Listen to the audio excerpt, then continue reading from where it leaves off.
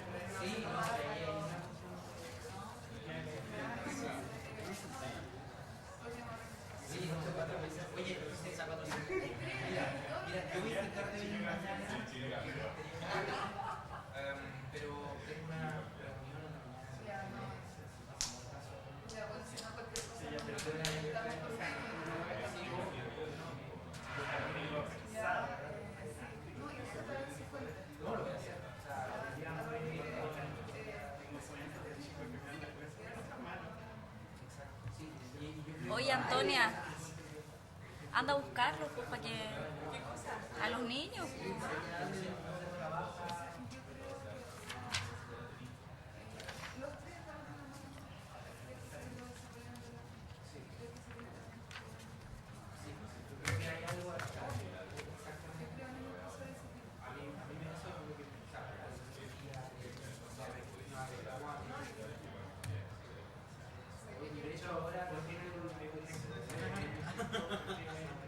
Bueno, ahora viene el karaoke Pandora. Por favor, proyecten.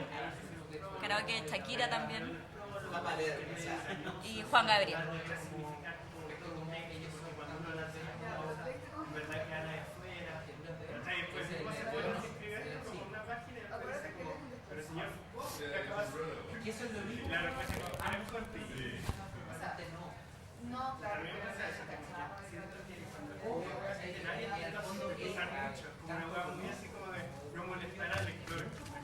Vamos a estar súper apretados.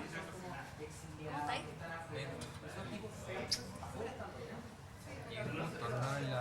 En la salida. Ay, ¿cómo les fue? ¿De tú? Todo bueno, la actividad se ve buena. Sí, pues tienen que... Investigación. Sí, bacana, entretenida. Ella es Gabriela, ella es la modera. Ya, oye, yo tengo preguntas. ¿Quién va primero y esa cuestión? ¿Por el orden para allá? Tú decidí el orden. Decide, pues si van como el orden. No, por ordenadito. Sí, yo creo que sí, ¿no? Como están intercaladitos, sí. Sí, pues partís tú, Gabriel, y después... Bueno, Ay, justo me tocó el... Ay, esta cuestión. Y ahí Ya, el la... tuyo es mañana, ayer y hoy. No, yo saqué un lápiz propio. tengo lápiz. Pierina, ¿no hay lápiz tengo un lápiz, mira. para los chiquillos?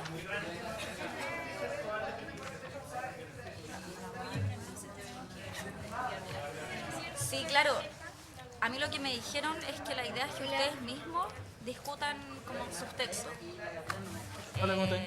Yo creo que el punto de unión que tienen es que les dieron como temas a partir de la narrativa de Donoso. Ahí sí la gente de la No sé, pero la sociedad, Bueno, Es que si el erotismo, bla, bla, bla.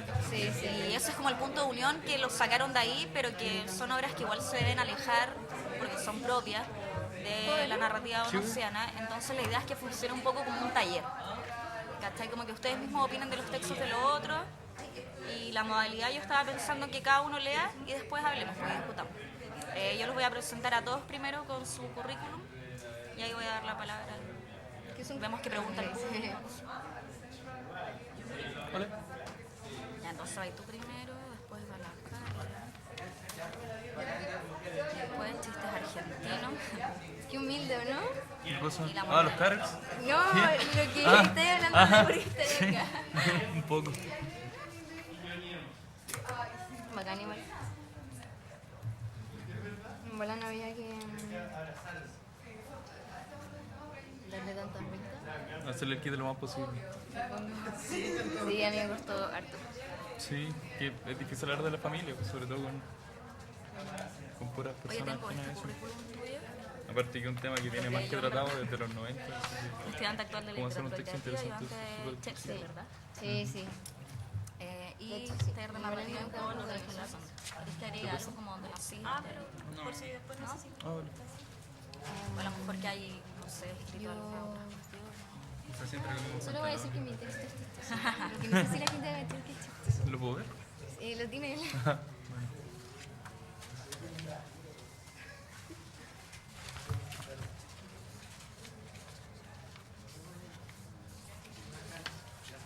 ¿Qué Diego?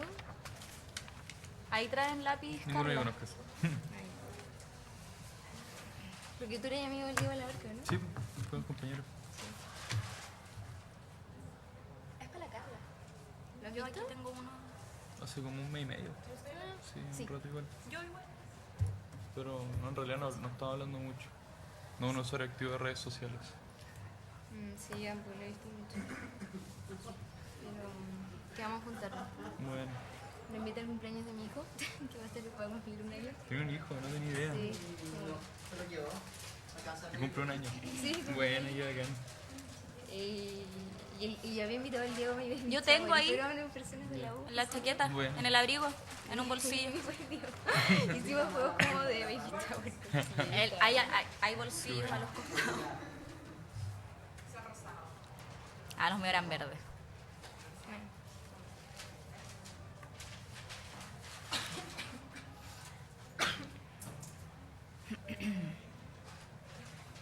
¿Y tú eres de región? ¿O eres Sí, de- de Rancagua. Ah, ya. Bueno, igual es como... Sí, puede ser. Santiago. Sí, está al lado, en verdad. Yo no sé la Serena, pero Lo he vivido leí. años y medio. Sí, pues. Así que... Ah, Lo sí, raro, sí, o sea, sí, yo no sí, lo hiciste bien. pretendo preguntar mucho. La idea es que ustedes Pero disfruten. tengo mucha... Yo igual le quiero dar toda la talla que me invitaron a moderar, porque no sé escribir. escribir. Capaz de... Entonces, Ah, bueno. ¿Y van mucho para allá, no? la idea Antes es llega que Galita. disfruten. Todos los veranos. Tienen ahí igual, Ahora acá es... varios puntos, creo yo, que pueden discutir. ¿Y tu abuelo están allá? Los abuelos, mis abuelos maternos están en Coquimbo. ¿Qué le tocó? ¿Qué le tocó? Y mi abuelo, papá y mi papá en Argentina. Ah, Mi general. También lo iba a ver. Pero ya. Ahora viene. Ese me debió tocar a mí. O el de Chris, el de Baradit, con la Gabriela Mistral en la portada.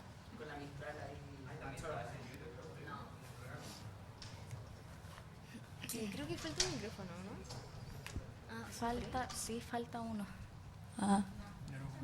Y aparte hay que como hablar, pero...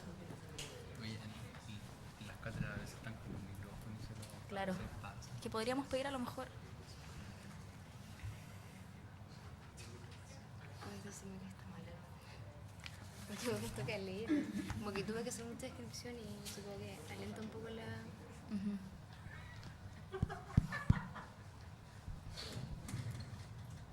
Buenas tardes, les doy las gracias a todos por estar aquí. Esta es una nueva mesa en las jornadas donosianas, es algo que estamos probando por primera vez, pero que siempre quisimos hacer, que es la lectura de textos creativos por alumnos y egresados de la Escuela de Literatura Creativa. Así que los dejo con Gabriela, que va a ser de moderadora y nos va a presentar todos estos invitados y nuevos textos. Así que un aplauso para ellos.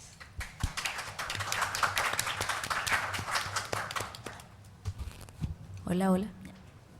Gracias, Fran. Bueno, para moderar esto, primero, bueno, estoy contenta porque me hayan invitado. Creo que la escuela tiene un interés primordial en la creación artística de los alumnos, por lo tanto, nos reunimos hoy día egresados y alumnos actuales de la carrera de Literatura Creativa para esta nueva mesa artística que espero que continúe a lo largo de los años. Y voy a presentar a nuestros invitados una breve biografía o historia de cada uno. Gabriel Fonseca, aquí a mi lado, es actual estudiante de la carrera de Literatura Creativa. Es ayudante además en el ramo Seminario de Shakespeare y este año participó en el taller creativo titulado Taller de Sombras con Alejandro Zambra. Además, Gabriel me pide que es muy importante que diga que siempre ocupa los mismos pantalones, es un rasgo característico de él. Bueno, Carla Vera, que está al lado de Gabriel, es estudiante también actual de literatura creativa, colaboradora además en la construcción de la revista Grifo número 33, El oficio de la mentira, participando ahí del comité de corrección. Y actualmente es ayudante del ramo Taller Creativo de Poesía a cargo de Roberto Merino. Maximiliano Díaz, por otro lado, nació en 1994 en Rancagua. Es egresado de literatura creativa y actualmente está cursando el magíster de edición en la UDP. Acá también. Y Daniela Malwe Urra, nacida en San Antonio, Llolleo, es licenciada en literatura y profesora en media de lengua castellana y comunicación, egresada de la UDP. También tiene un magíster en arte, pensamiento y cultura latinoamericanos del Instituto de Estudios Avanzados de la Universidad de Santiago. Trabaja como profesora de lenguaje en preuniversitarios y es correctora de textos en forma independiente. Ha formado parte de 3 proyectos Fondesit como investigadora y tesista en temáticas relacionadas con las formas narrativas del testimonio, los campus de prisioneros en Chile y las representaciones del sujeto en el imaginario independentista contemporáneo. Nuestros invitados van a presentar Gabriel Fonseca, un texto titulado Mañana, Ayer y Hoy, Carla, por otro lado, La cocina, Maximiliano, Chistes argentinos y finalmente Daniela, La muerte de las olas. Dejo ahora ante ustedes a Gabriel Fonseca leyendo Mañana, Ayer y Hoy. Ya. ¿Se escucha? Sí.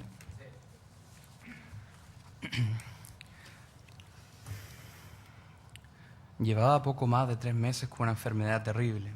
Me dolía la cabeza, el cuerpo me pesaba, me sentía torpe. Llevaba la vida a rastras. Cuando llegué a la casa, las monjas me ayudaron mucho. Me trataban bien, me bañaban, me daban de comer, me acostaban y me vestían. También, en las mañanas, me abrían las cortinas para que entrase la luz del sol. Pero todo eso cambió más rápido que pronto. Tal vez porque me sintieron como una carga, como un estorbo. Luego apenas me daban de comer, desayunaba y luego se olvidaban de mí hasta la cena. Y en otras ocasiones hasta el día siguiente. La suciedad y el sudor se acumulaban en los rincones de mi cuerpo. La habitación olía a polvo y humedad. Y ahí, yo, solo en la penumbra. Porque la pieza siquiera oscura. Basta decir que antes de mi llegada era una bodega. Ahí mi enfermedad se agravaba, me deterioraba, y con ello el ánimo con el que había llegado hace 2 meses, no necesariamente de sanar, sino por lo menos de vivir mejor, o de morir mejor si ese es el caso. Ya lo último prefería mantener los ojos cerrados cuando despertaba. Me quedaba en la cama y pensaba en otros lugares, lugares que nunca conocí porque nunca viajé, nunca conocí. Honestamente, de haber podido me hubiera quitado la vida, pero ni para eso tenía fuerza. Se lo comenté a una de las monjitas y me dijo que no, que eso no era lo correcto, que a mí me esperaba otra cosa. ¿Qué cosa? Así que permanecí en un estado difícil de describir, como de indiferencia, de pasividad y resignación, hasta hoy en la mañana, cuando desperté. Al respirar me di cuenta de que el aire pasaba sin dificultad por mi garganta. Sentía el cuerpo liviano y más frío de lo normal. ¿Me habría orinado encima? Me levanté para poder mirarme la ropa. Fui a la ventana y abrí la cortina para corroborarlo con la ayuda de la luz. Quedé sorprendido, extrañado, no porque en efecto no me había orinado, sino porque había hecho todo eso yo solo y sin esfuerzo. Sin pensar siquiera en vestirme, salí de mi habitación, caminé por el pasillo, bajé las escaleras y me dirigí a la cocina para decirle a las hermanas: «Buenos días, ¿cómo están?», y sentarme junto a ellas a desayunar, solo para ver sus rostros, la sorpresa, la confusión.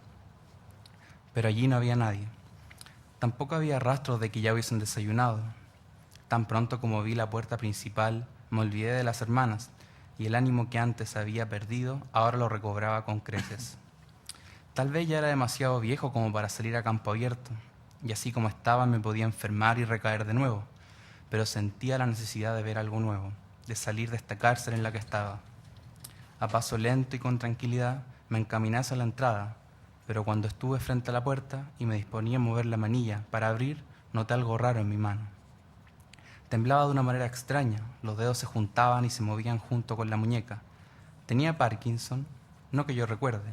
Puede que tuviese Alzheimer, pero no Parkinson, porque solo mi mano derecha se movía incontrolablemente.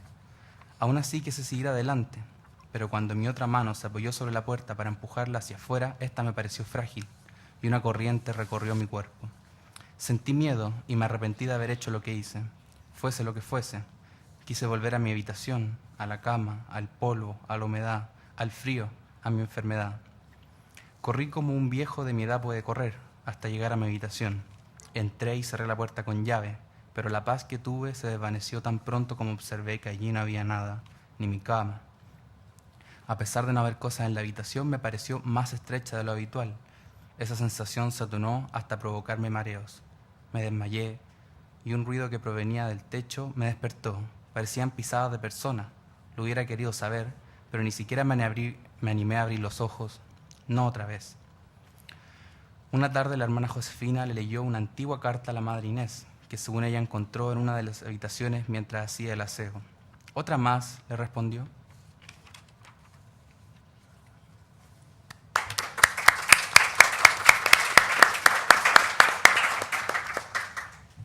Gracias, Gabriel. Bueno, ahora Carla Vera va a leer un texto titulado La cocina. ¿Aló? ¿Se escucha? Sí. Antes quería aclarar que lo dividí en 3 partes para hacer los cortes temporales.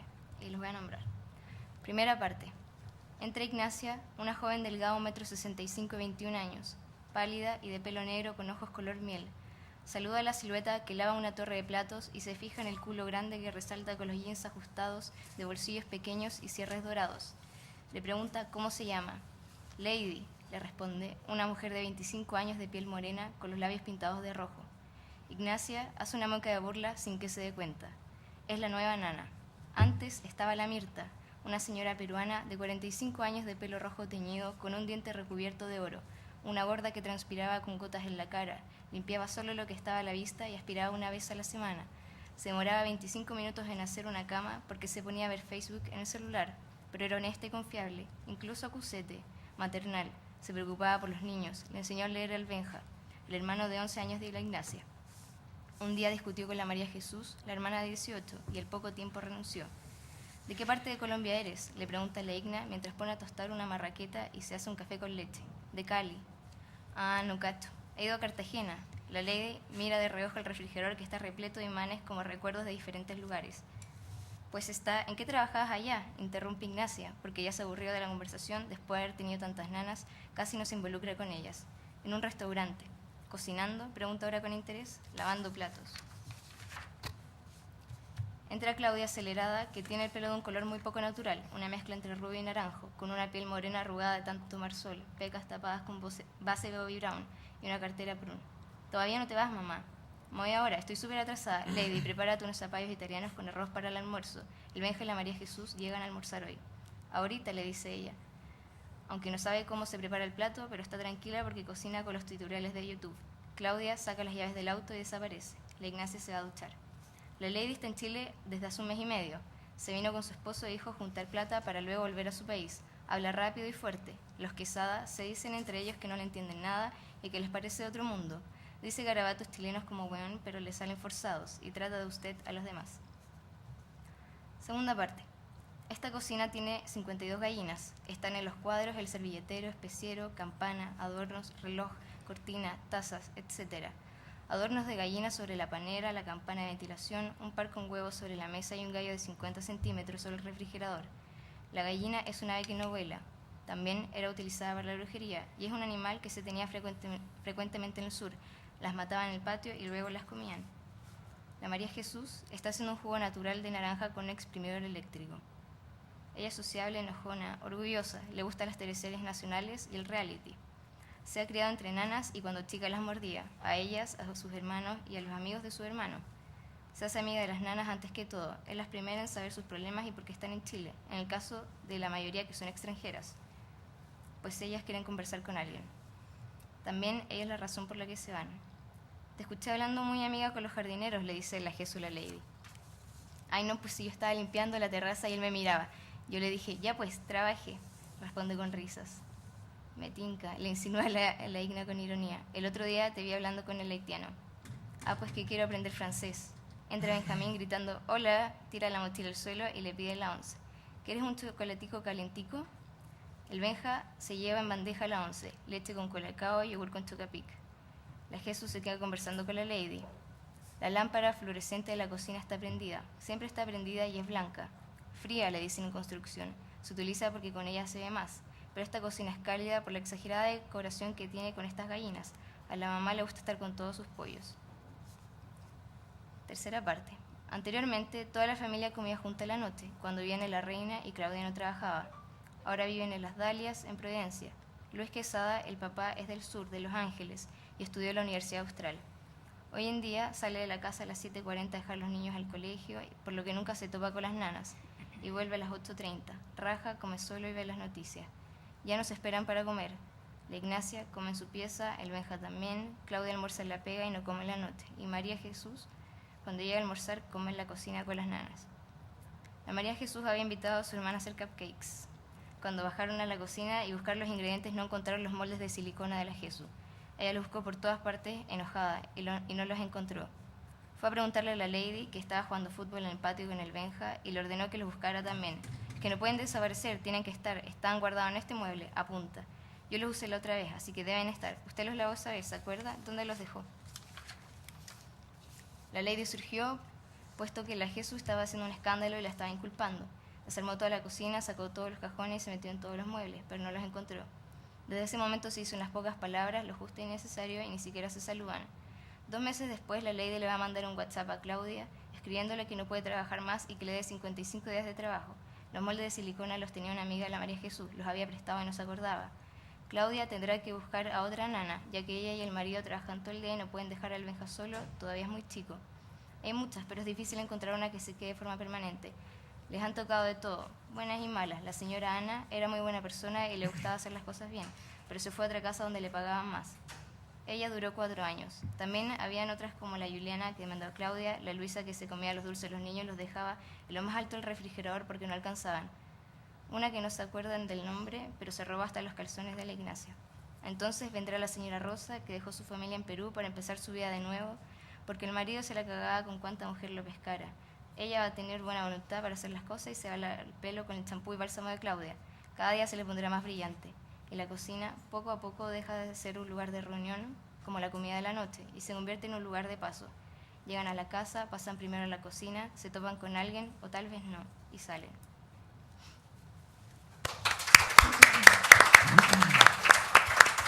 Gracias, Carla. Bueno, ahora Maximiliano nos va a leer chistes argentinos. ¿Se escucha? Sí. Bueno, tengo un texto acá que se supone que tiene datos sobre la familia. Antes de leerlo, quiero agradecerles por venir. Sé que no debe ser fácil hacerse el ánimo de venir a escuchar a 4 personas leer en un contexto como lo son las jornadas donosianas. Así que bueno, intenté escribir algo más o menos entretenido para amenizar el rato. Chistes argentinos. Una de mis películas favoritas de toda la vida es una gringa del 79 llamada Breaking Away. Trata sobre un grupo de amigos que viven en un pequeño pueblo universitario en Indiana. Ellos acaban de terminar el colegio y no tienen planes, al menos inmediatos, de estudiar. Todos son hijos de cutters, hombres que se ganaban la vida cortando piedras de las fincas cercanas que se usarían para construcción dentro del mismo pueblo. Si bien la historia podría llegar a parecer muy liviana, a pesar de que pasan más cosas, hay un obsesionado con el ciclismo después de ganar en un concurso una pistera italiana, un flaco parecido a uno de los villanos de Mi Pobre Angelito que tiene temas pendientes con su papá, un bravucón sensible de 1,50 m que sueña con casarse, y un ex prodigio del fútbol americano que le tiene temor a los cigarros, aunque su narcisismo le obligue a ponérselos en la boca. Lo realmente curioso es el sentido de lealtad que tienen los personajes entre sí. Creo que es mejor ponerlo así. Siempre que pienso en una lealtad tan extrema que llega al punto de la ridiculez, pienso en las que se cobran los escolares o los raperos más acérrimos, movimiento con el que también me vi involucrado y me sentí fuertemente comprometido cuando más chico. Escribo esto porque hace más o menos 3 semanas me invitaron aquí para leer un texto que guardase cierta relación con la familia. No había más que eso en la consigna. Cuando me lo dijeron, pensé en alguna historia que tuviese el dramatismo y la intensidad suficientes como para hablar de algo íntimo pero interesante. Pensé, por ejemplo, en hablar de cuando a mi hermano chico le sacaron un tumor de la caja torácica teniendo 1 año y 8 meses de edad, en contar que mi viejo me dijo a los 17 años, mientras tomábamos cervezas y escuchábamos Pink Floyd, que Syd Barrett había desaparecido, para que un par de años después nosotros cortásemos nuestro contacto indefinidamente hasta hace algún tiempo. Pensé en contar la historia de cómo fue adoptada mi tía menor. Es un error hablar de esto acá. Cuando mi mamá me la contó a mí, me la traspasó como si fuese un secreto de Estado. O en la historia de cómo mi primo más grande se trató de matar con un revólver que mis abuelos guardan debajo del colchón. Esa historia sí que es buena. Tiene hasta forcejeos con la pistola. Tal vez hubiese podido hacer incluso una relación proporcional entre el adelgazamiento de mi abuela y mi gordura abriéndose paso a lo largo de los últimos años. Pero estoy increíble y también tristemente convencido de que, en una época con los escritores que tenemos, es imposible hablar de la familia. Ellos volvieron a las suyas mucho más interesantes. Así que voy a cobrarme esas lealtades, la de los muchachos de Indiana o los raperos, para hablar de una pequeña isla en el mar que significa una familia. A los 17 años me permitía soñar solamente con una cosa, ser un buen escritor. Por esa época había leído 2 o 3 libros de narrativa y 1 de poesía. Vivía en Rancagua con mi mamá y mis hermanos, y una malla curricular embellecida de una escuela de escritura creativa me trajo a estudiar a Santiago. Mis viejos no eran, ni son al día de hoy, personas de muchos amigos. No creen en el culto a las lealtades infranqueables y me dijeron siempre que el verdadero amor está en la familia nuclear o en la pareja definitiva, aunque este último consejo comenzó a cesar después de su divorcio. Sin embargo, gran parte de esas lealtades yo las conocí con un muchacho flaquito y de lentes, el aspecto enfermizo por excelencia, con el que llegué a vivir un departamento de 2 ambientes, 1 pieza y 5 cocinas en Plaza Italia. Lo único que me tuve que traer fue ropa, una cama de fácil ensamble que estaba tirada en la casa de mi abuela y una cocinilla para camping. Su vieja nos pasó un sillón, nos compró una mesa para el comedor, llevó un refrigerador y compró cortinas para el baño. Los primeros días intentamos aprender a cocinar sin atinar siquiera a buscar una instrucción en internet. En vez de eso, poníamos rutinas de humoristas argentinos y nos reíamos el doble cuando los chistes tenían algo que ver con comida. El único del que me puedo acordar en este momento es uno cortito en el que un niñito sale corriendo de la cocina a la pieza de su mamá y le dice preocupadísimo: «Mamá, mamá, se están pegando los fideos». Y ella le responde: «Deja que se maten esos hijos de puta». El muchacho flaquito de lentes se llamaba, y se llama aún, Diego. Durante mucho tiempo, Diego fue mi familia en Santiago. Nos habíamos conocido en la enseñanza media unos 6 años atrás, y él pensaba que yo era el hueón más imbécil del universo. No lo culpo, porque probablemente estaba bastante cerca de tener razón. Como nunca nos hablábamos, no teníamos idea de que habíamos sido compañeros antes, en kinder y primero básico. El Diego es, con toda seguridad, lo más cerca que he estado de un prodigio. Cuando lo conocí, había escrito una novela, de la que ahora nos reímos. Se trataba de un tipo inmortal, que cuando le tocaba morir, en su lugar se le moría algún ser querido. Pero no hay que culparlo por eso. Él también tocaba guitarra y dibujaba como nadie en el colegio. Tal vez ese pueda parecer un universo pequeño, pero ¿qué se le puede pedir a 2 adolescentes que no conocen en la vida nada que compita fuera de ese espacio? Él había ido a un taller de dibujo con Mauricio Herrera, un dibujante famoso entre los fans de un juego de cartas de mi generación, cuya principal gracia era dibujar dragones, y cuando estábamos en segundo medio, ganó el concurso de cartas de amor de la Biblioteca de Santiago. Para mí, él era una especie de guía, uno más flaco, pequeño y frágil, una suerte de Gandhi sin lo pacifista, porque lo único que yo podía discutirle era en política. Él se decía neoconservador. La gracia de esas discusiones, que estaban empapadas de ignorancia y hacían que dejásemos atrás cualquier rastro de decencia humana, creyendo que comprendíamos a la perfección de qué trataba la herencia de la dictadura en Chile y cómo podríamos nosotros recomponer este legado para una generación futura, fue que terminaron por hacernos amigos. Diego me mostró a todos los escritores que a mí terminaron por interesarme en el colegio y me salvó de Juventud en Éxtasis. Terminó por interesarse en lo que yo hacía y en mi manera de pensar, tanto que decidimos comenzar a rapear juntos. Nos volvimos raperos, los más raperos del colegio, él con un poco más de vergüenza, porque le daba mucho miedo escabullirse del metal. Hicimos un CD con 12 temas y lo titulamos Pluma Beats, solamente porque nos parecía bonito. Yo entré a estudiar literatura y el cine y terminamos por hacernos familia. Aún no sé bien si hermano, padre o hijo en el departamento de Vicuña Maquena. Vimos Breaking Away y las 2 temporadas de La Dimensión Desconocida. Aprendimos el fino arte de lavar los platos y mantener una casa levemente ordenada, y repetimos los chistes argentinos. Me confesó que estaba hablando por internet con una sueca que vendría a Chile a final de año y quería conocerlo. Le confesé que me había dado besos con una chica que no era mi polola de esos años. Nos prestamos compañía cuando el Diego comenzó a sufrir de crisis de pánico y cuando mi vieja me pegó una depre intensísima por su divorcio.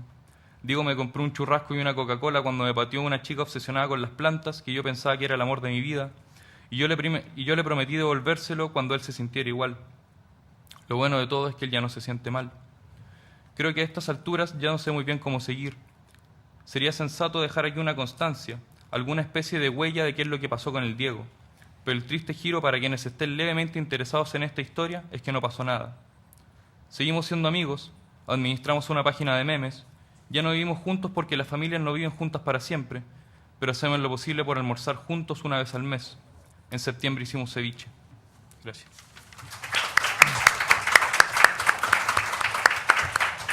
Gracias, Max. Y finalmente, Daniela va a leer La muerte de las olas. Hola, ¿se escucha? ¿Sí? ¿Más fuerte? ¿Ahí? Ya. La muerte de las olas. Esa noche soñé con una jauría. Se movían como una masa uniforme en busca de una perra en celos, un hueso sucio o un perro solitario a quien morder para demostrar superioridad. Siempre me han asustado las jaurías. Temo que me muerda un grupo de perros rabiosos y que nadie esté cerca para salvarme. Y esa noche, sentada en el asiento 45 del bus, soñé con una jauría. Despertaba con frecuencia cuando una guagua lloraba o el bus frenaba bruscamente, pero cada vez volvía a soñar con los perros. Ya de madrugada, decidí no seguir durmiendo. El cansancio parecía ser mayor a no haber dormido nada y aún quedaban alrededor de 5 horas de viaje. Pasé el tiempo restante mirando por la ventana y tratando de encontrar diferencias en un paisaje que se había vuelto de un café desteñido por el sol. El norte grande me recibía, o yo lo visitaba a él, en medio de sueños, pesadillas y unas ganas de devolverme sin siquiera bajarme del bus. Ha pasado exactamente un año, 365 días, 12 meses, 52 semanas. Te cuento que hubo 9 feriados y que tu cumpleaños cayó día miércoles. Imaginé que te hubieras puesto contenta porque los miércoles no son días apropiados para celebrar y el trabajo impediría reuniones familiares en torno a las velas del feliz cumpleaños. Tal vez tu teléfono sonaría apagado y después argumentarías que no te fijaste en su falta de batería. Siempre te gustó desaparecer, alejarte de las personas que te daban cariño. Una vez me dijiste que era miedo, que no podías mantenerte con la cara sonriente por tanto rato porque comenzabas a sospechar, a pensar en todas las posibilidades de arruinar un momento feliz. Creías que la felicidad era un espejismo y yo, ahora, en esta carretera camino a Chañaral, no dejo de verte en medio del camino, pero sé que eres producto de la reflexión de la luz y el calor. Te volviste una ilusión óptica, humo, quizás ceniza o tierra de esa que tienen los cerros que estoy mirando. Ha pasado exactamente un año y fue casi un impulso venir hasta acá. Nada es seguro. No sé si volveré a casa contenta o triste. No sé si volveré. Pienso que podría pasarme lo mismo que a ti y ni siquiera sé qué es lo que te pasó. Pienso en la dictadura, en todas las personas que desaparecieron y en sus familiares destrozados por ni siquiera saber la historia de su ser querido. Pienso que esto es como la dictadura, pero ahora ni siquiera hay un malo al que culpar.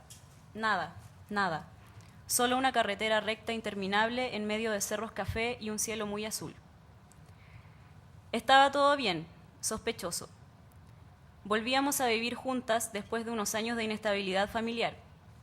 Las separaciones familiares son como los terremotos. A veces las casas se caen y cuesta volver a levantarlas, y sus integrantes desfilan por hogares ajenos en los que es difícil ponerse el pijama porque esa es una actividad exclusivamente reservada para la casa de una.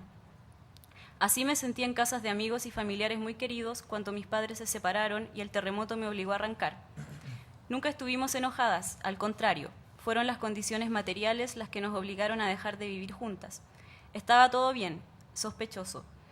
Volvíamos a vivir tranquilas en una casa que comenzábamos a sentir nuestra. Volví a ser una niña amparada en tus cuidados. Pero quizás es cierto eso de que los momentos felices son espejismos y nosotras fuimos parte de una ilusión que me hubiera gustado perpetuar. Hay personas, hay clases sociales enteras que están destinadas a ser pasadas por alto en esta vida, porque hay vidas que pueden desaparecer sin explicación y nadie dice nada, pero los que no han desaparecido no pueden detenerse. Ya van 365 días que quisiera haber detenido, borrado, retrocedido del calendario de la pared de nuestra nueva casa. Teníamos un perro que lloró todo el primer mes a la hora en que él sabía que debías llegar. Apenas me bajé del bus, vomité en una cuneta. Era justo mediodía. Lo supe por las sirenas de los bomberos que suenan a las 12 del día, igual que en nuestro pueblo de la Quinta Región. La gente me miraba y yo pensé que era por haber vomitado, pero luego me puse a caminar buscando información y me di cuenta de que la gente que no me vio vomitar ahora me observaba con curiosidad y algo de compasión. Tuve pena, quise correr a los brazos de todo el que me miraba o darles empujones indistintamente y gritar o tirarme al mar, pero no hice nada de eso, solo caminé hacia un lugar que no sabía dónde quedaba. Quise que se pusiera a llover, que desapareciera ese cielo azulado y esas brisas que cruzan también. ¿Estás acá en el desierto? Chañaral me pareció horrible, y no estoy hablando de una cuestión estética. Eran sus habitantes, sus construcciones y destrucciones, los resabios del aluvión del 2015 debido a la sorpresa de la lluvia. Me pareció que el lugar era una planicie asfixiada por un cerro gigante y sin vegetación, y que todos los que vivían ahí se sentían, de una u otra forma, ahogados en la monotonía de los días soleados y el aire seco. ¿Estás acá en el desierto?, me puse a murmurar mientras caminaba por una calle recta. La gente parecía temerme, intuí ese miedo extraño que se le tiene a los locos. Llegué a una oficina de turismo, no sé por qué pensé que ahí tendrían información sobre ti. Tal vez, en unos años más, te vuelvas parte de este paisaje, una nueva historia local, una leyenda. Leí que buscan a mi mamá en este pueblo, le dije a la niña de la oficina de turismo. Estaba con un niño y jugaban con unos dinosaurios. Usted es Lidia, ¿verdad? Supimos que vendría por estos días. ¿Cómo pueden saber algo que ni yo sabía? Acá corren los rumores, ya sabe, pueblo chico, infierno grande. Hacía 3 días escuché en la calle a unas señoras indicando que te vieron por última vez allá, en Chañaral. Tu caso fue de impacto nacional y salió en todos los canales de televisión. Me entrevistaron en los matinales y difundí tu foto por internet. Nada ha servido. Te tragó la tierra, te comieron los ratones, te raptaron los marcianos. Recorrí tantos lugares y te veía en todos lados, pero nunca eras tú. No sé si quisieron desaparecerte o si tú lo quisiste. Tampoco sé por qué. No creo que hayas sido tú, porque no serías capaz de hacerle esto a tu hija, dejarme sin tus huesos a los que ir a dejarle una flor de vez en cuando al cementerio. Cuando cumplí 20 años, me fui a mochilear con una amiga al norte. Pensamos en las playas de arena blanca y mar azul, en broncearnos, acampar sin morir de frío y pasarla bien. La ansiedad y ganas iniciales se me pasaron apenas el paisaje comenzó a verse igual. Tuve una sensación de encierro, lo mismo que me pasa en los ascensores. Es extraño sentirse atrapada en una superficie tan extensa y abierta. Imagino que es la aridez, pensar que podría correr y no avanzar, o avanzar y no darme cuenta porque el paisaje es siempre el mismo. Qué fácil debe ser perderse aquí. Esa vez, la del mochileo a los 20 años, quise devolverme apenas me bajé del bus. Llegamos a Chañaral porque el plan era pan de azúcar, pero terminamos devolviéndonos a Caldera porque me dio una pataleta. No me gustó. Lo imaginaba más bonito. Esa vez la apreciación sí fue estética, más veraniego, casi como si fuera el Caribe. Mi amiga se enojó conmigo y terminamos devolviéndonos a los 2 días en asientos separados del bus. Desde ese verano odio el norte y amo el sur. Cada vez que muestran el pronóstico del tiempo, me pongo seria cuando muestran el norte y suspiro de nostalgia con el sur. Esa vez, la del mochileo a los 20 años, me prometí nunca más volver, pero ahora me descubro regresando en medio de sueños con jaurías y vómitos de bienvenida. ¿Estás acá en el desierto, mamá? Señorita Lidia, mamá, disculpe que le diga, pero hasta en la tele salió el caso de su madre. Debería volver a su casa y descansar. ¿Está acá? En el cementerio, pues. Un día como hoy, un año atrás, mi mamá fue enterrada en el cementerio de Chañaral. He venido 3 veces a este lugar, la primera de vacaciones, la segunda al entierro de mi madre y ahora a buscarla. Es confuso. Yo vivo en un pueblo con mar, y a pesar de que todos los mares forman parte de la misma masa de agua, el mar de Chañaral me es desconocido.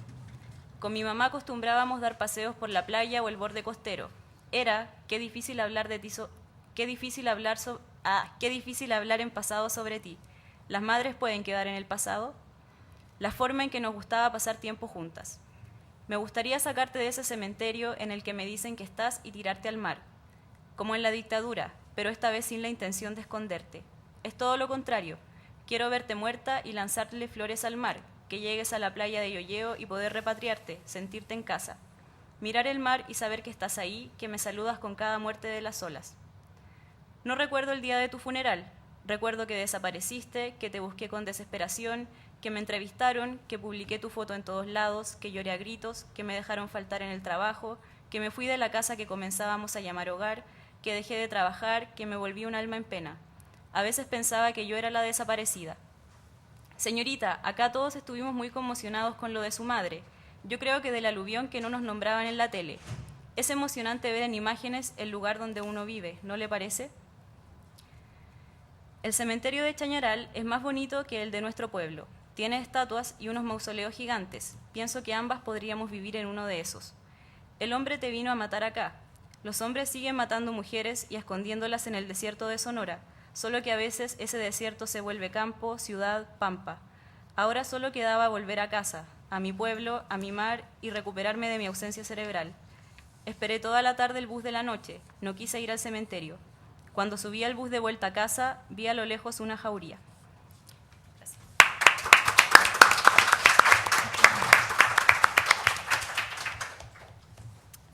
Gracias a todos. Bueno, yo les voy a contar que en realidad esta mesa artística se aleja un poco de lo que nos convoca acá en las jornadas donostianas, porque es algo mucho más personal y con una autoría más propia.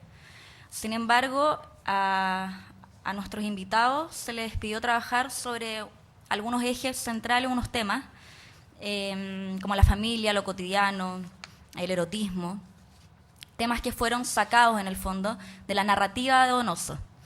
En este sentido, la primera pregunta, para mover un poco esta mesa artística, va a ser preguntarles, chiquillos, cómo llega Donoso a sus vidas y a lo mejor ver qué creen que es importante de la narrativa donosiana, qué se rescata de ella o qué herencia tenemos en la actualidad de una narrativa anterior a la que presenciamos ahora. Ahí el que quiera hablar puede hacerlo.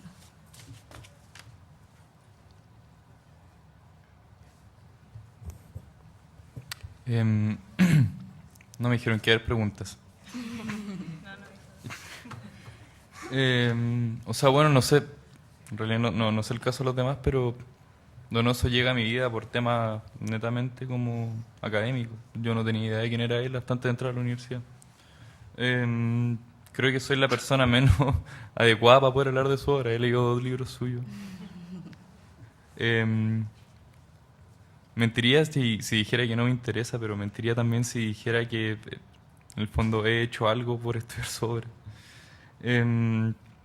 Creo que si hay algo que pienso que es rescatable, como dentro de su narrativa y sus temas comunes, que vi que ahora sucede, es que en el fondo me percaté de que cada uno escribe un formato de texto distinto para referirse a la familia. Me gustaría dejar planteada una pregunta, o más que una pregunta, un tema, que se trata como de... en el fondo, pienso que en esta mesa se establecen tantos tipos de familia o tantas relaciones familiares como posibles tipos de comunicación a partir de un texto. O sea, pienso que eso igual era una pregunta interesante. No sé, ella... tú leíste un texto epistolar, o sea, más o menos de ese corte. El mío fue más bien ensayístico. Carla leyó un texto como con harto diálogo. O sea, creo que el que tenía un formato narrativo como más definido en sí mismo. Y ¿cómo te llamas tú? Disculpa. Y Gabriel leyó algo como desde una voz directamente ajena. Entonces, o sea, me gustaría saber qué pasa con esta búsqueda narrativa a partir de la familia. Creo que eso es interesante. No sé si quieren decir algo.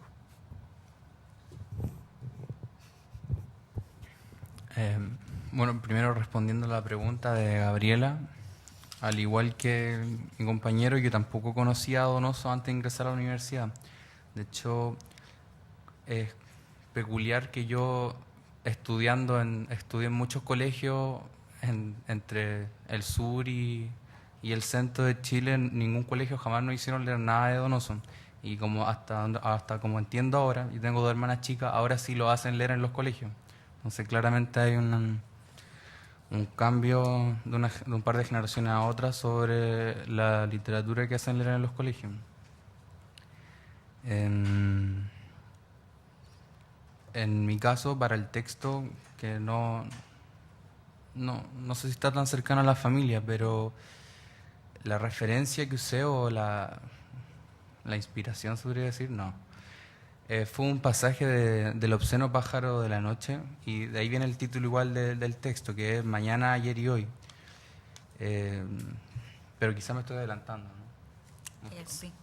Sí. A lo mejor lo podemos tensionar un poco, la conversación como más centrada en cada texto.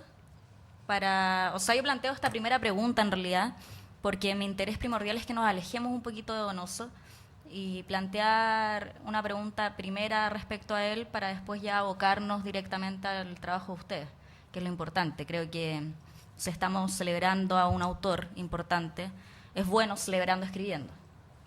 Y creo que nos debiéramos centrar posteriormente en ustedes y lo que querían retratar cada uno.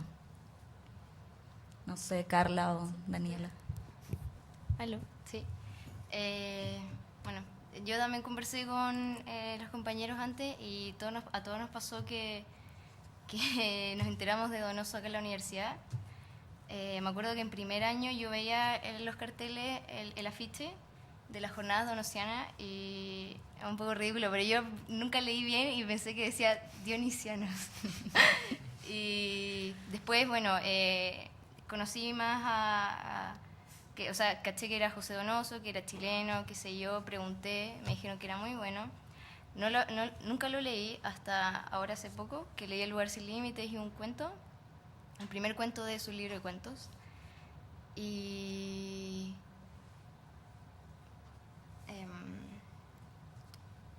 no sé qué más iba a decir.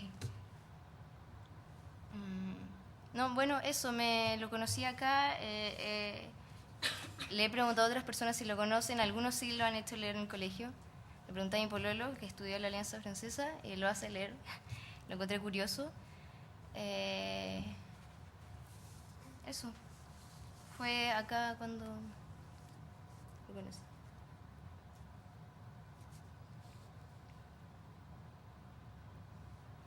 ¿Qué hablas? Yo tampoco lo leí en el colegio. Sí, es que no sé, los colegios, no sé, al menos mi colegio era súper malo y leíamos re poco. Y acá conocí casi todo en realidad, leí como los clásicos españoles muy fome que ni siquiera se entendían en el colegio. Y claro, cuando llegué a la universidad conocí a muchos autores y Donoso, dentro de los escritores chilenos, me parece muy interesante, me gusta, sobre todo porque es muy peculiar, yo considero, dentro de la narrativa chilena. O sea, podemos diferenciarlo fácilmente del resto de de muchos autores. Yo no tenía idea que el tema era la familia en esta mesa, como que salió como, al menos yo. No sé qué más decir, como que no somos muy conversadores. Bueno, no, en realidad el tema no era la familia, pero se dio a partir de los tópicos que le habían dado, que se creó, claro, 3 relatos más cercanos a la familia, y yo también estoy de acuerdo con Gabriel en que su relato es un poco más lejano a esa área.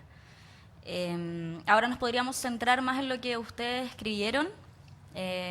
Yo me imagino que también tienen que hacer algunos comentarios a sus compañeros, pero me gustaría continuar con la pregunta que plantea Max respecto a estas visiones o posibles temas de comunicación, como dijo él, en torno al diálogo que hacemos con la familia en los escritos. Y posteriormente me gustaría que también Gabriel continuara con el tema que dejamos ahí tensionado respecto a lo que él escribió. No sé, Carla y Daniela, y Max también, que escribieron más sobre la familia, podrían a lo mejor responder a la pregunta de él. O sea, bueno, si hablamos como de los tipos de comunicación que se pueden establecer con la familia, pucha, no sé, creo que es una pregunta que da para un conversatorio completo que a nadie le interesaría. No sé, o sea, pienso que siempre hay es una búsqueda formal en el fondo. Uno siempre intenta como buscar formas nuevas de que la comunicación se haga efectiva y a partir de de esas como nociones comunicativas que uno puede llegar a tener, escribir un texto para la persona a la que piensa que va a llegar. O sea, yo creo que por eso de repente, dependiendo de la persona en la que el texto, para la que el texto haya sido pensado o si tiene algún destinatario específico, por eso vienen permeadas de cierto tipo de lenguaje, de cierta como, no sé, como cosas más formales que podrían cerrar el texto en algo. O sea, al final, yo creo que estamos todos de acuerdo en que un texto para la familia, como que sea un poema, sea un cuento, sea un ensayo, sigue, en el fondo, la familia predomina por sobre el género. Pero, claro, pienso que de repente como estas necesidades comunicativas que puede llegar a tener un texto son lo que lo liga a cierto género. No sé. Bueno, igual hay varios tipos de familia, porque por ejemplo el texto de Daniela apunta a la familia de la que uno viene o de la que tiene, y el tuyo, por ejemplo, puede que apunte al texto a la familia que uno crea o la que obtiene por los medios propios, como que el amigo, que fue como un brazo más de, de tu familia. Claro, o sea, a eso mismo quería llegar yo, pues que de repente un texto que es para la madre está permeado de más solemnidad que uno que es para el amigo, ¿cachai? De repente esas cosas están más distendidas y lo único que dicta eso es la persona para la que el texto esté pensado. Eso, bueno, después de eso, al menos esa es mi visión de las cosas, y de repente quizás lo interesante surge cuando se le quita esta solemnidad o se le agrega, en el caso de que sea un texto pensado con soltura, sin pensar para quién se ha escrito. En el fondo, pienso que esa búsqueda va un poco por ahí, quizás. No sé qué opinan. También puede ser que en el sentido de construir el texto con un, digamos, motivo de familia, por el ejemplo el de Daniela, puede partir de un recuerdo y tiene una historia, digamos, lineal, o todo gira en torno a lo mismo, mientras que si estamos hablando de un amigo, yo siento y creo que fue como tu texto, la historia es como más anecdótica, se va construyendo de momentos particulares y generalmente tampoco tiene una dirección muy pensada. No sé, cuando tú lo construiste, no estabas quizás pensando hasta dónde iba a llegar ni...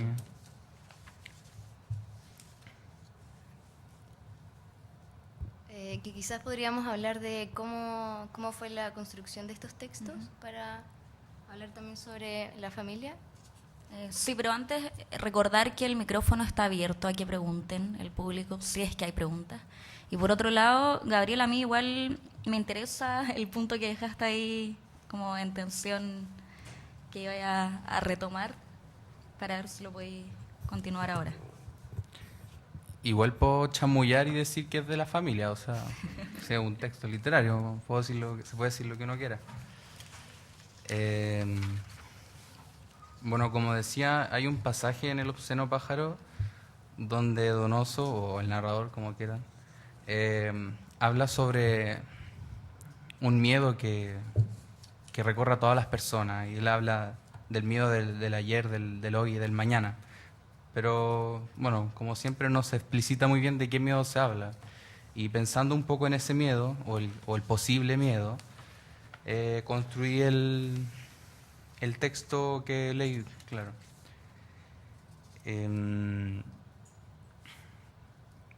Que por supuesto el miedo es la muerte, pero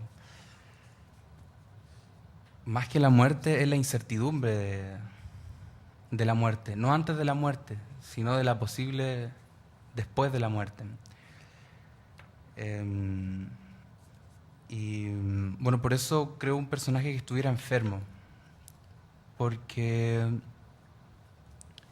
me parece que lo que más nos recuerda o lo que más nos da la certidumbre de estar vivo, si no es el dolor, es la enfermedad.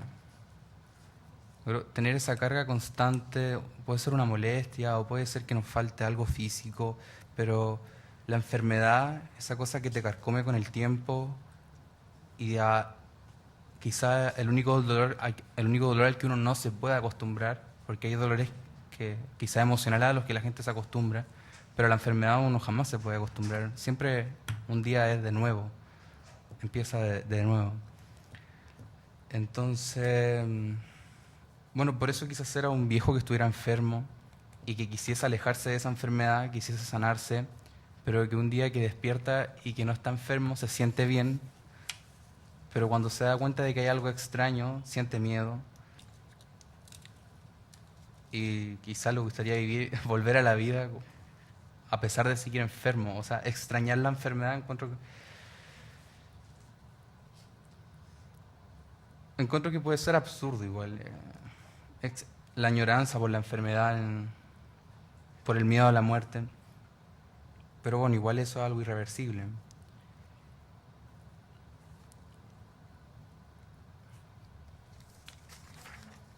Y, bueno, no sé pueden hacer algún comentario respecto al texto o a la idea de la enfermedad y la muerte.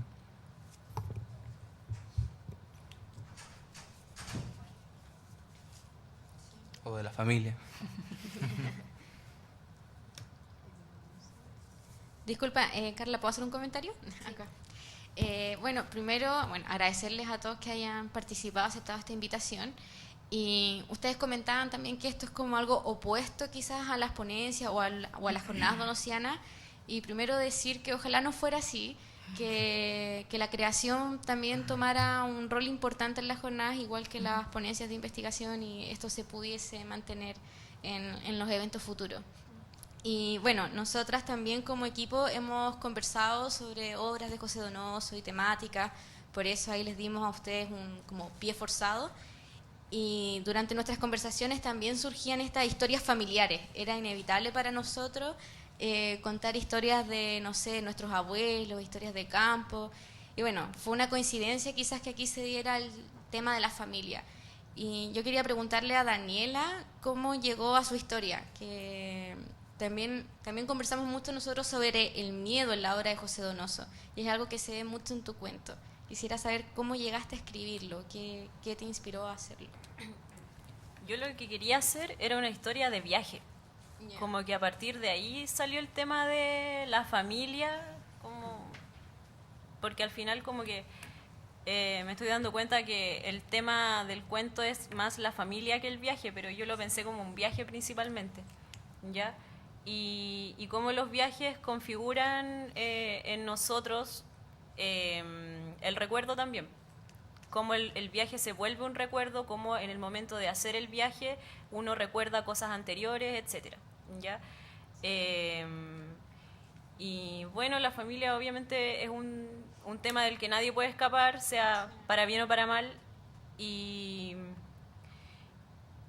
al final, si bien esto partió a partir del viaje, después la historia familiar obviamente fue cobrando mucha relevancia, pues al final después ni yo sabía cómo ordenarlo para que terminara siendo una cosa y no la otra.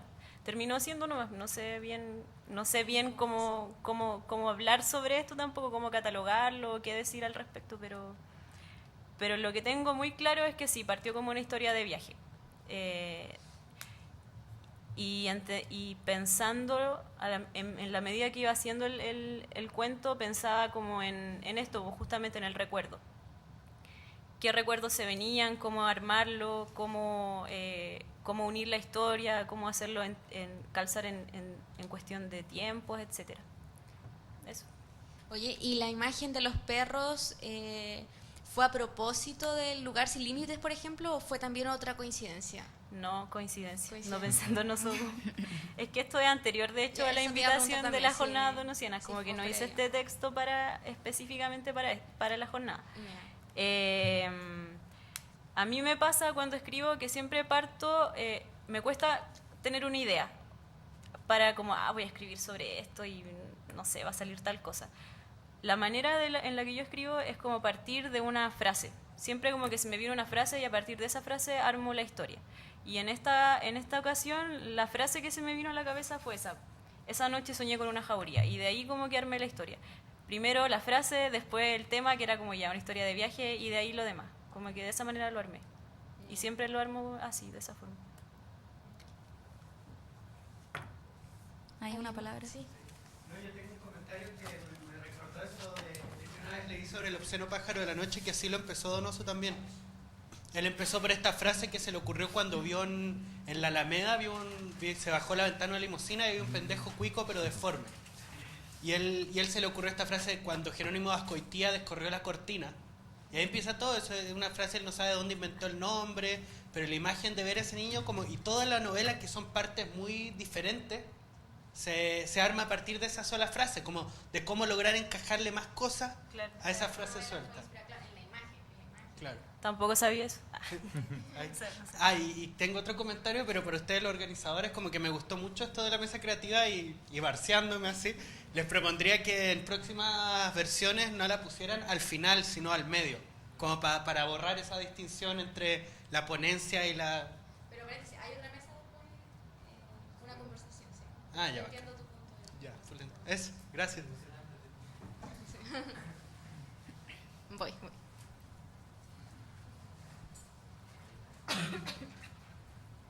Ya. No, yo creo que a lo largo de estas jornadas donosianas, de hoy específicamente, yo creo que más allá del tema, lo que dijiste, el viaje me hizo mucho sentido, incluso como con todos los textos de ustedes. Yo creo que más allá de la familia se habla mucho del espacio, de la cotidianidad y de la casa. Las jornadas partimos hablando de lo femenino y en el fondo la resolución fue que lo femenino en Donoso se relacionaba como a la casa, como en Coronación la casa se va deteriorando a medida como que el personaje también se va deteriorando y viceversa. En tu texto, Daniela, y en realidad voy a hablar como de todo, se ve mucho eso, más allá como del tema familiar, más allá del tema como de estos viajes tanto internos como externos, los paisajes, sí hay mucha cotidianidad, el espacio, el departamento, la casa que fue propia en algún tiempo, que fue un año. En el caso del Max también, o sea, esta cotidianidad como de cocinar, viendo videos como de chiste argentino, el de la Carla, el espacio, la cocina, que es algo muy, se puede interpretar como algo muy donosiano de algún modo u otro, que es como este espacio como cerrado, donde ocurren cosas, donde hay un decir pero no decir, y en el caso del Gabriel igual, o sea, el personaje parte como en un espacio cerrado, entonces, bueno, ese es mi comentario como para aterrizarlo un poco a lo que ha sido como las jornadas donosianas y como de algún modo u otro, aunque no hayan estado presentes como en esa ponencia, sí existe un nexo conector que es el espacio, lo cotidiano, y también que se relaciona un poco... un poco mucho en realidad, a la característica de Donoso que tiene que ver con este escritor como observador y como detallista. No es menor, no sé, que hablar ahí de como de los fideos pegados, Max, o de los paisajes, o de las gallinas en tu caso, o incluso como el tema como de la carta del Gabriel, o que el personaje se haya orinado, o se haya sanado. Entonces mi pregunta va como más, dejando un poco de lado como el tema de la familia, que creo que todos concuerdan y a la vez no, es muy extraño. Sí me gustaría apelar como al tema de lo cotidiano, cómo la narración en este caso, cómo la creación literaria nace también de espacios súper cotidianos, o sea, vivencias que pueden ser propias, que pueden ser creadas, pero son un espacio cerrado, o sea, en el fondo es un solo lugar, eso más que nada. Ahí que hable como quien sea, porque es como abierto así.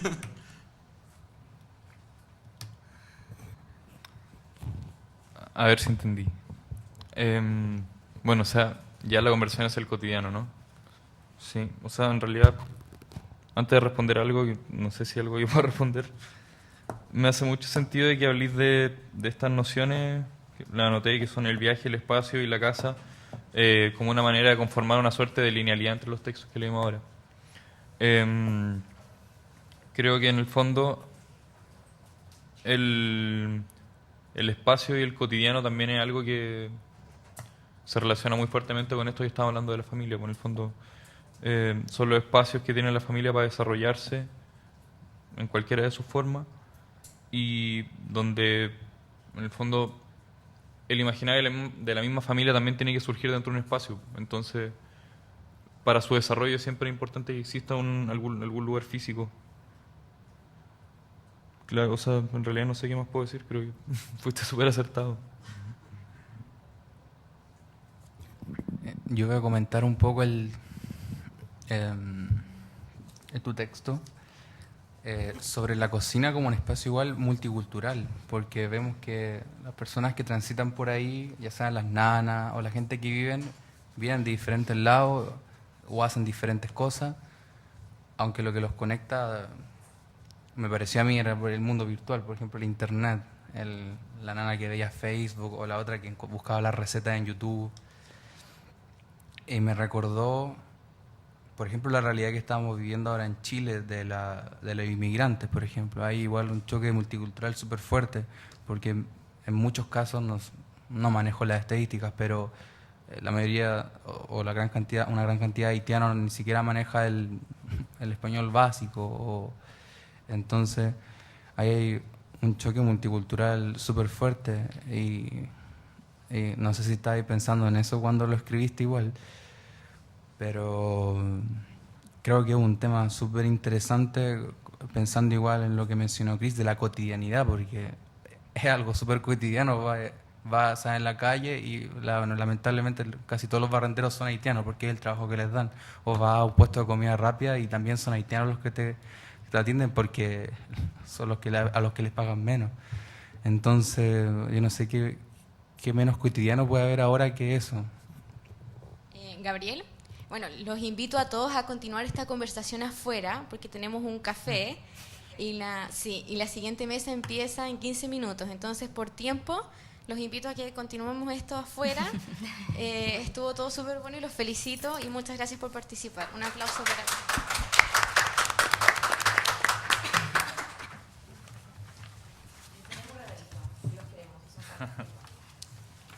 ¿Este era tuyo? Preguntas. No, de la Antoni. Ah, ya. Tengo muchas preguntas en el tintero. No podría ser otro. En verdad me gustó mucho hacer yo quería hacer, como que quería dividirlo en 3 nanas, como para no estereotipar ni nada, qué sé yo. Como no quería no quería decir como que las nanas son ¿Sabes así que y la esas. ironía en el tuyo era, o sea, Igual es yo encontraba que lo que los unía a todos en realidad era la crítica? pero es que la idea era que no fuera crítico, era como solo con con... el tuyo era como de un juego, po, o sea, era chistoso. sí, pues era divertido. Gracias. Era desde lo divertido. De verdad, un libro de once.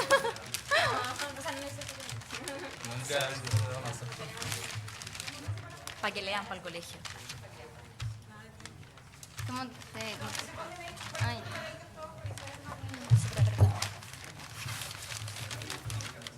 Estaba distanciado. Sí. ¿Con el regalo? Para que mostremos que nos quieren. Para que se vea que nos queremos y que...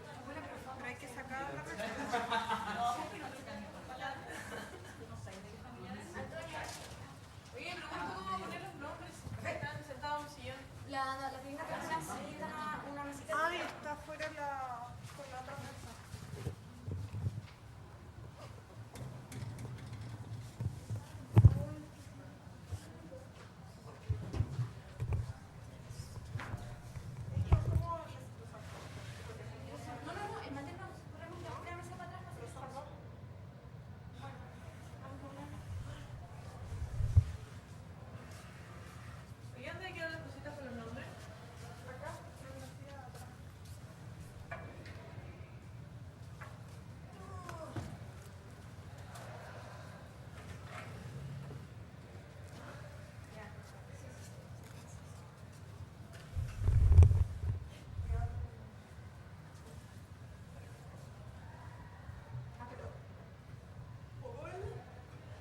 ¿Voy a traer la mesita?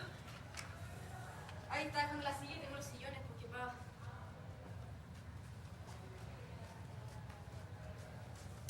Ponemos con mesa, las sillas atrás, supongo.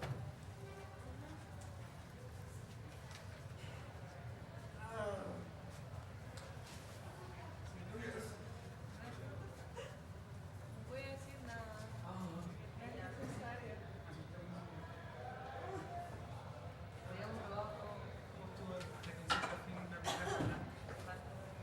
¿Nunca no te quedas? Sí, bebé. Ahora viene ¿Cuánto se Solita, ve? supuestamente. Y los Voy a usar el quetito. Sí, que ven fuera. ¿Hay queque? Sí, vi, estoy muerta de hambre. Ay, quiero puro comer. Saca un queque. Por eso le digo, si no nos vamos a quedar sin nada.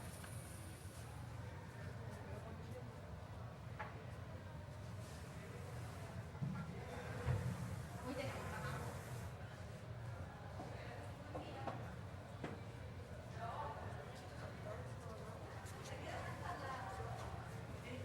queda como súper chiquito esto, súper chico.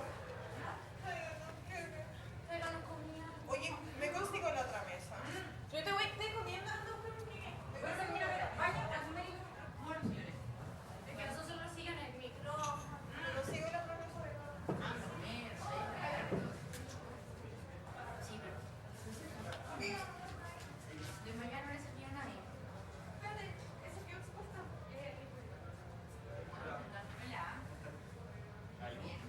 No, sí. Sí, ya estamos casi.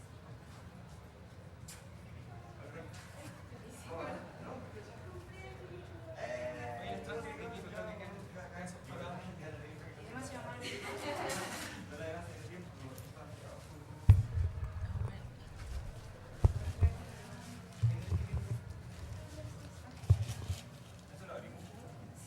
Sí, quieren así como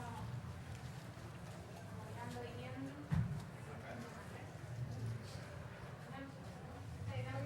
Ganas que estoy grabando.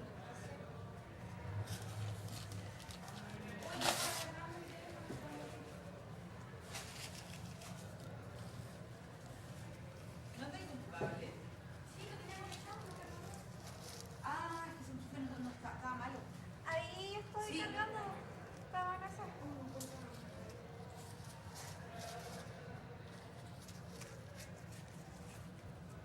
Voy a entrar a esa. Quizás quieran tomar cafecito, ¿no? ¿No has dado?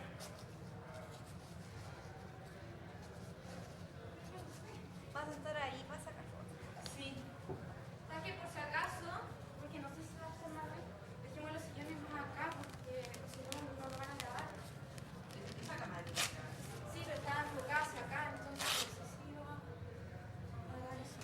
Pero es que si queda allá va a quedar súper raro. ¿Quién hasta el caballero? Le escribí. Pero no se va a grabar. Esperemos, si te responde y si no te responde en unos 5 minutos, te corremos. Pero no te dijo que tenía que pagar la casa.